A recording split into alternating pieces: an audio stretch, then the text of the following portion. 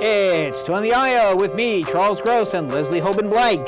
Tonight we review La Bête, A Life in the Theater, Lombardi, and the Flying Camarasa Brothers. Ladies and gentlemen, it's time for Two on the Aisle. Good evening.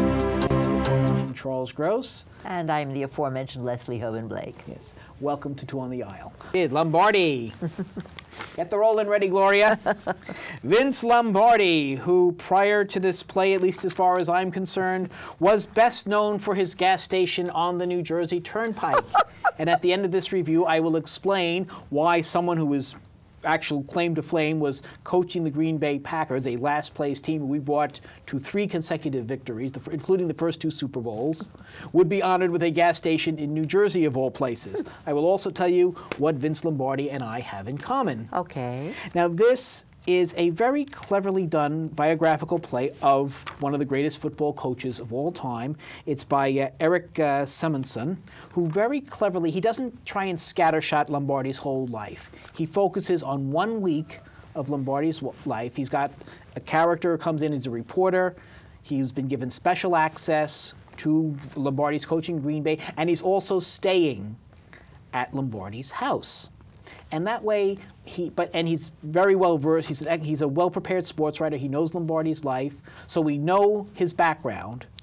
But we don't have to. But we focus on the thing that really made him interesting, namely being the football coach of the Green Bay Packers. And we see him in action. This was a very driven man, a very, very intense person. Probably not the easiest man to get along with, as he proves on several times during the play, but someone who was passionate and loved what he was doing, and he always went the extra mile, and he expected everybody around him to do the same. We have some scenes from this play. And then I'll get to say what I feel about it. Well, you'll get to say, I have a couple of more things to say, okay. But yes. So let's take a look at Lombardi. Gentlemen, this is a football. This season will be the start of something new.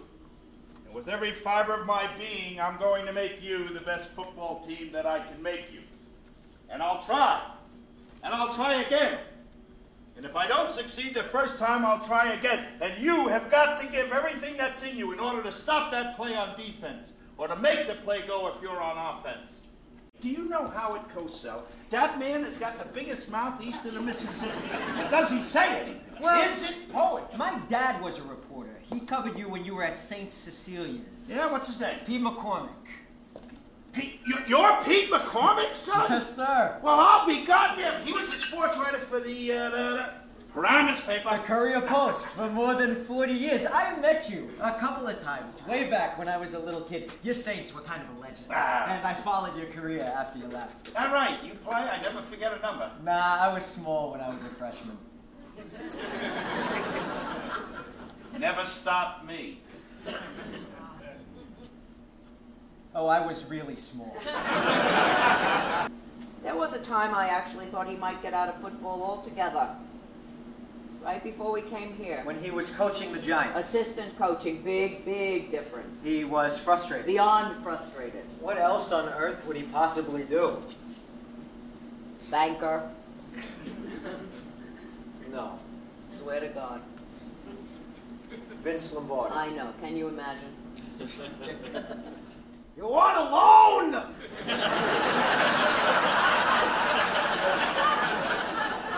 You think you deserve a loan?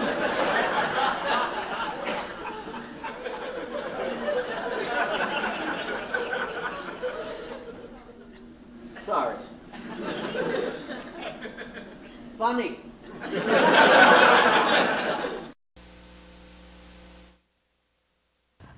Now, I am someone who watches the Super Bowl for the commercials. But I had a wonderful time here.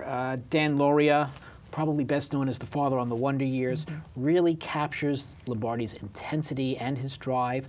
I think the surprise of the play will be Judith Light. I mean, the theater really frees her. You know, I've seen her in Wit, and she was head-shaven, an incredible performance, but still, you could say, well, this is the Judith Light we know from Who's the Boss. Here, totally totally different. This is really a totally unrecognizable as Lombardi's wife.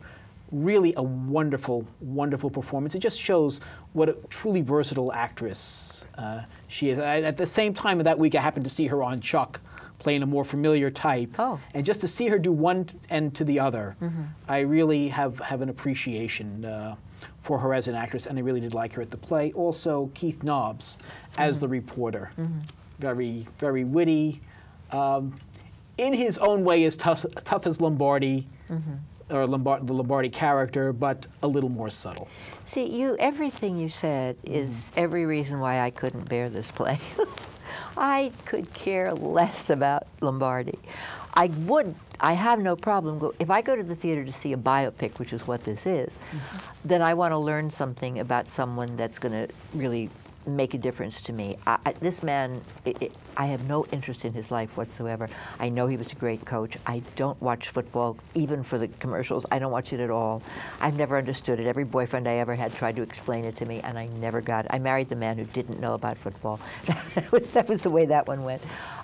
So I had no interest in the character. I love Dan Lauria. I saw him in Ears on a Beetle not too long ago, and he was just delightful. I found it to be just a very traditional A to B to C kind of biography, as opposed to showing me something in a different way. So I don't want to just sit here and say negative things about it. I took a friend, an older man, he loved it, adored it. He watches football, his daughter watches football. He loved this play. I really think if you don't care about football, you don't care about this play, regardless of what anybody said in some of the other reviews. I just couldn't get into it, had no interest. I have to disagree because I don't really care about football. Oh. So, and I did enjoy the play, and I did enjoy learning about Lombardi. And very quickly, because we're running low on time, he was honored with the gas station on the Turnpike because he was the assistant coach of the Giants for several years. But also, I found out, and I had no idea, he coached high school football for St. Cecilia's in Englewood, New Jersey. And while I did not attend St. Cecilia's, I did grow up in Englewood, New Jersey. Gotcha. So that's my connection with Mr. Lombardi. There you go. Okay. Okay.